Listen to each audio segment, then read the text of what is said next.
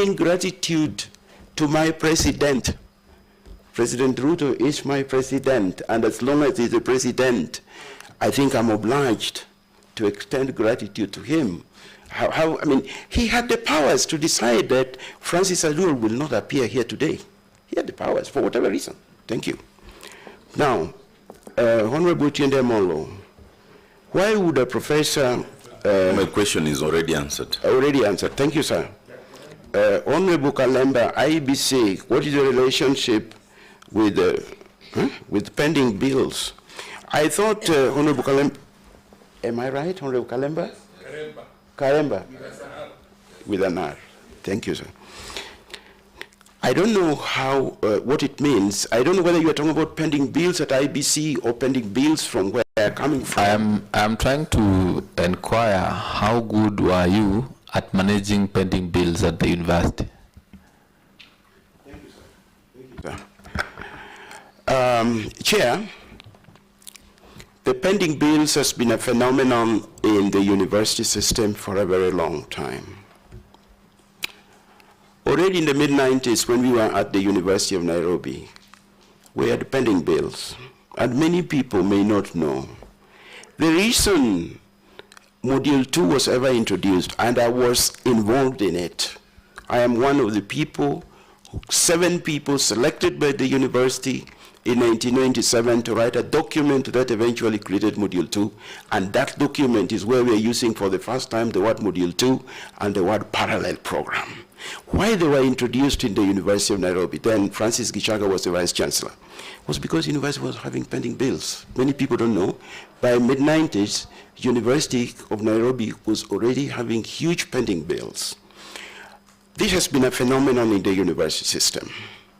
And universities have tried to deal with it in the kind of ways that, like Module 2. But in my tenure, therefore, at the Technical University of Kenya, we had pending bills, and I left pending bills at the university. It has got to do with the way the government funds universities. And honorable members, as long as we don't have a proper funding formula for universities, the universities are going to have pending bills. If you would look in the records in this house, you will find several times when we as vice chancellors, and around 2016 to 2019, I was the chairman of the vice chancellors committee, and I headed vice chancellors to come to parliament just to talk about the fact that universities are not properly funded and we're accumulating pending bills. I have been in this very chamber talking about this issue. So I left pending bills, yes, but it has got to do with the fact that we don't have a proper funding formula for universities. Just before you proceed from there, there are murmurs in the streets that you are the one behind the new funding, university funding model formula. Is it true? Thank you, sir. Actually, those should not be murmurs. Those should be compliment.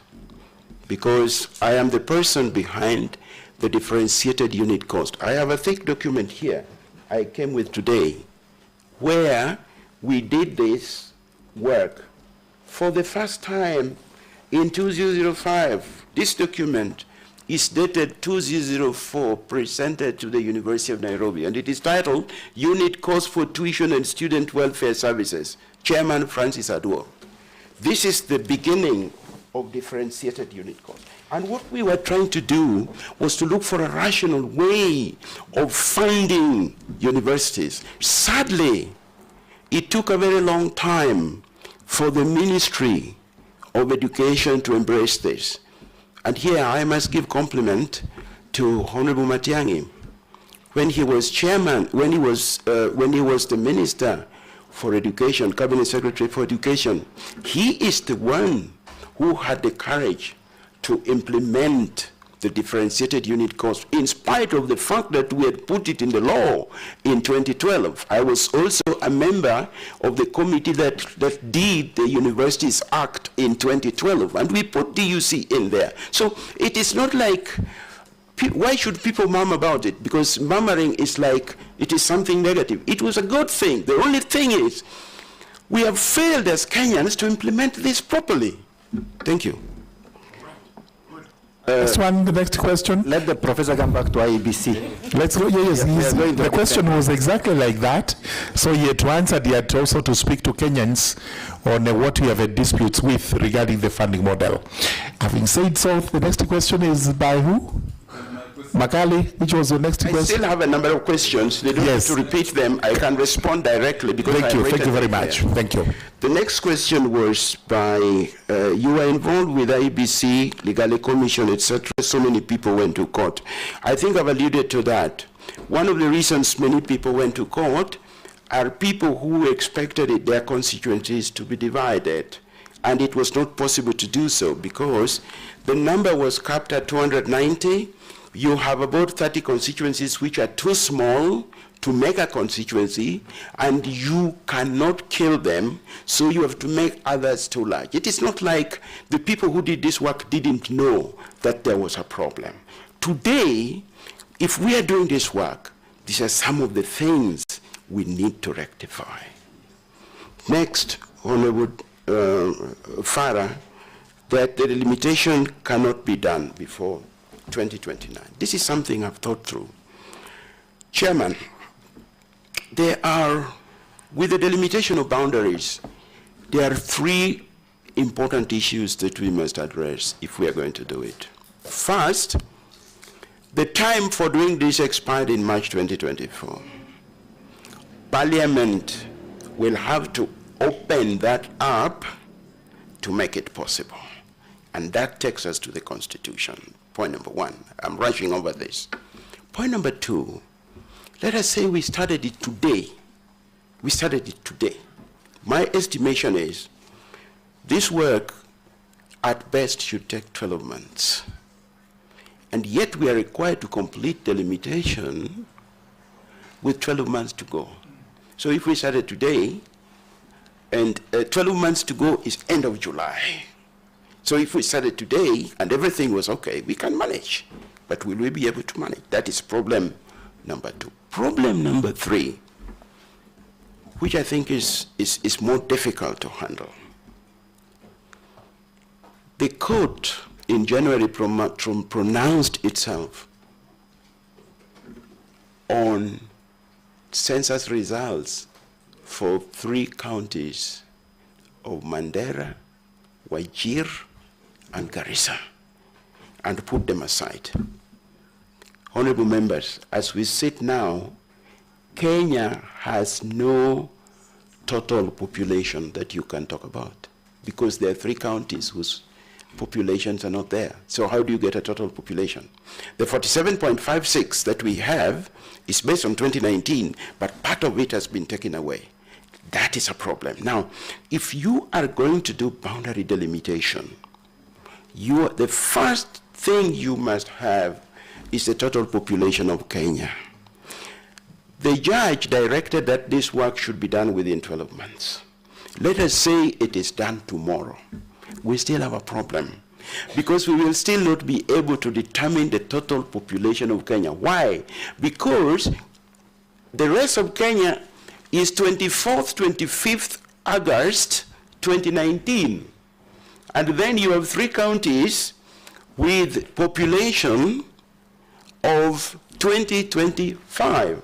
How do you add them up? You can't add them up to give the population of Kenya. But I'm convinced there are 50 million of us in this country. If push comes to shove, we can be able still to think through this. So, Honorable Chair, Honorable Farah, I'm convinced that we can still think through this. Now, you suggest that we can only do the delimitation probably by 2029. We'll run another risk, and Parliament will have to address itself to this. Supposing we don't do boundary delimitation and we are going for elections in 2027, some good Kenyan will go to court and declare that elections can't happen because the constituencies are invalid. They expired 12 years ago. Or if they want to make life difficult for us, they wait for elections to happen, and then they go to court to challenge that the elections are invalid. So we have a lot of problems here that we have created for ourselves. But, as I said, there are 50 million of us in this country. We can think and find a solution to this. So, Honorable Chair, Honorable Farah, I know I've not answered you directly. The reason is I am trying to leave this open so that we can have more extensive discussions on the way forward on these very difficult questions. In the discipline of economics, they say that sometimes you have what is called a wicked problem. This probably is a wicked problem. A wicked problem is a problem for which you cannot find a clean solution. Honorable Selena, issues of technology. I think this was the last one, Chair. Issues of technology I have alluded to in my field. I've pointed out areas of technology. And those areas that I mentioned are applied everywhere today in making elections work well. Now, if you combine today modern elections, you need geospatial sciences, you need ICT, and we have ICT people. The challenge there are very many people telling us that we can use the telephone to vote. I am sure eventually we will get there, but not for 2027. I think we are still stuck in a situation where people are used to the idea that you want to be able to verify that these are the so many votes that were cast and you can put your fingers on it. But we will progress onto this slowly. What I can say is, if I went to IEBC today, I would like to look at what can we do quickly in terms of application of technology that we can achieve by 2027. And we give ourselves a target at IEBC that every round of elections, we apply one piece of technology so that you don't have to apply a lot of technology at the same time, which is going to fail, and then you get embarrassed. Thank you, sir. Thank you very much. I think that answers it precisely. Mushira, I think yours is answered. What follow-up question? Professor, I get you. You said that it might be wise for us to increase the constituencies. I've just been looking at this. The size of the biggest or one of the biggest democracies in the world, the United States of America, second biggest, I think, after India, is 10 million square kilometers, 9.8 something million square kilometers. There are only 435 members of parliament of the House, like a National Assembly. There are only 435 constituencies, and then 100 senators up there. We have a country expanse of 544,000 square kilometers, and we already have 290 constituencies for 47 women reps. I can't remember, it's 369. Is it just in the lower house? So 349. 49. And 67. And we're only 50 million in population. We're only 544,000 in terms of square kilometers. And if we why do we have to get more constituencies? If you make a comparison with India, the biggest democracy, population, land expanse, and vis-a-vis Kenya, it's crazy. We should have even less than 200 seats constituencies in Kenya. So is it not time for us to rationalize this instead of just going on this wild goose chase of trying to appease everybody by adding some more constituencies? It's not working. Thank you, Honorable Farah. I think he was able to answer that by saying which member of parliament will walk into parliament as an elected member, and within the period of 5 years he walks back to say, I'm sorry, even the seat I had is now scrapped. So we have a problem in our hands, and let's not give Professor that one. I think it's really the members of parliament to ponder over it. Professor, let's look at a few routine questions. Sorry, I cannot find them. They're here. Professor, I don't expect any of this, especially to say Professor has been convicted of an offense in the past. Professor, can that be possible? Sometimes it can be possible, but I've not been. I have not been, sir. Professor, your reputation and what you have done in this country is well known, and thank you for that. Professor, Chapter 6.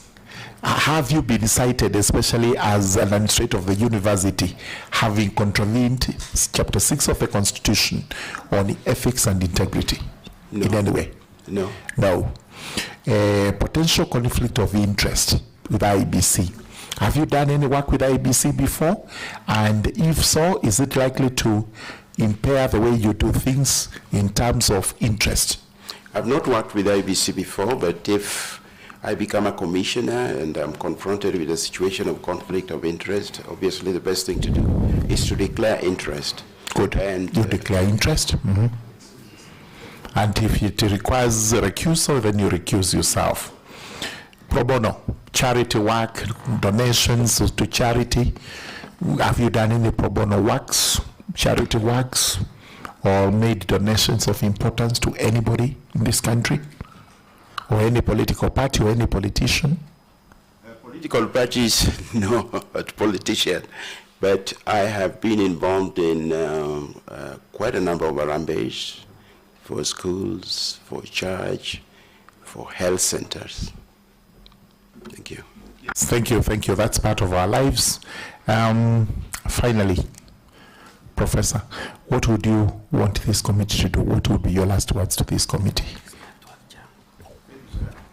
Well, I came here with the hope that the committee will find me worthy to be a commissioner in IEBC. So what I would like this committee to do for me is to declare that I'm fit to be a commissioner in IEBC. Thank you very much. There would be, Honorable Tiende Amolo may be interested in this, but now I don't know whether in the converse or whichever way, with a Y. Just first and foremost, what is your net worth? After declaration, we'll have Otiende Amolo make a comment regarding that. Thank you. What is your net worth and what does it consist of? Thank you, sir. For the purpose of coming here, I got the services of a professional valuer. And he has told me that my net worth is 81.2 million Kenya shillings. And honestly, I was quite flattered because I didn't know I was so wealthy. Thank you. Honorable Tiende Amolo. For completeness of the record, how many years of public service? I think it is of interest to note that of that 81.2 million, your books alone are worth 5 million. Thank you, sir. I have had a very long public service, I think very soon it might hit 50 years. But I know you are asking, why should I have been in public service for so long and I don't have so much money? I lived on my salary. And as a university professor, I was not paid a lot of money. And I have spent a chunk of my money. As a good professor of the university, one of the things I say to myself, Honorable Chair, is that my children will get the best education I can afford. And a big chunk of my money was spent ensuring that my children got the best education they could afford. They went to some of the best schools in this country, and they went to some of the best universities in the world, including Cambridge, and I paid for it from my pocket. Point number two, 81.2 million, the valuer says is part of it is land and some buildings. I have 3 cars, which he has valued. One of them is a total wreck anyway, but we had to put it in there because it is worth something. And he has included household items. And my books are worth 5 million shillings. Thank you. Honorable Stephen Mogaka, as we conclude, yes, what is burning? As we conclude, there's a small burning here. During your acknowledgement of the implementation of the funding model for the university, you hailed Dr. Fred Matiang'i as the driver of the implementation, and I guess deservedly so. Now my question, if the name you mentioned were a presidential candidate at the ballot, and like you said for Dr. William Ruto, would you work in favor just because of giving him credit for implementing your funding model? And then number two, last question, is Kenyans are usually very presumptuous, and you did mention that you come from Seme. Do you belong to any political party for avoidance of doubt? Thank you, Chair. All right, finally, you may answer those ones, Professor, before we release you. Thank you very much, Chair. In academia, we are always trained to acknowledge anybody who has done good work. And that is why I'm acknowledging Dr. Matiang'i when he was Minister of Education. I'm just saying that I think he did a good job in this respect. I can't talk about in this respect. That does not mean that if he decided to be MP for, I don't know where exactly he comes from, but I imagine Borabu or someplace. If he decided to be MP for Borabu, or he decided to be governor for Nyamira, or even the president of this country, then because of that, I should now favor him. In my long career, I've interacted with very many people who have been good to me, and I've also been good to them. Some of them are in here. I promise you, if you stand for elections, and I was the one making the decision, you will get a fair decision. You will get what you deserve. Two, I am not a member of a political party, and I've not been an official in a political party. But there is a small twist.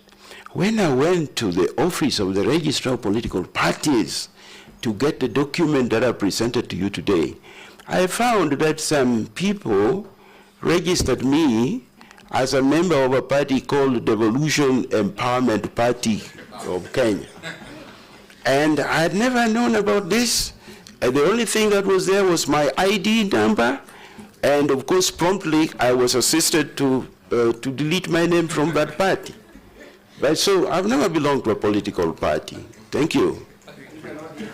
Thank you very much, Professor.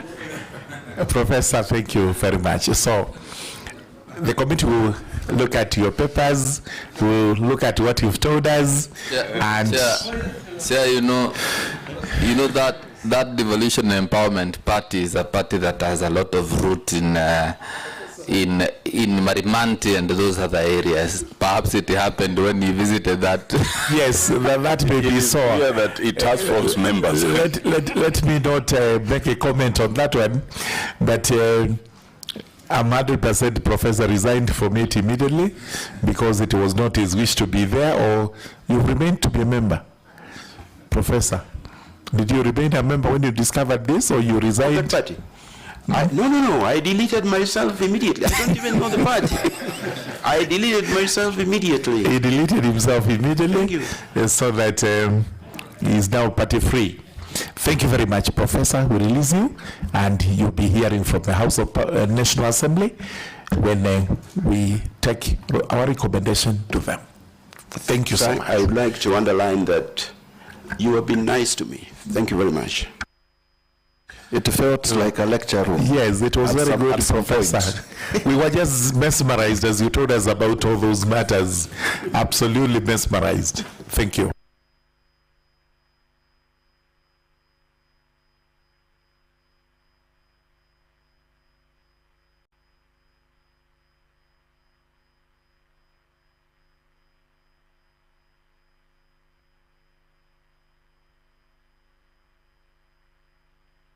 May we have the next candidate, please?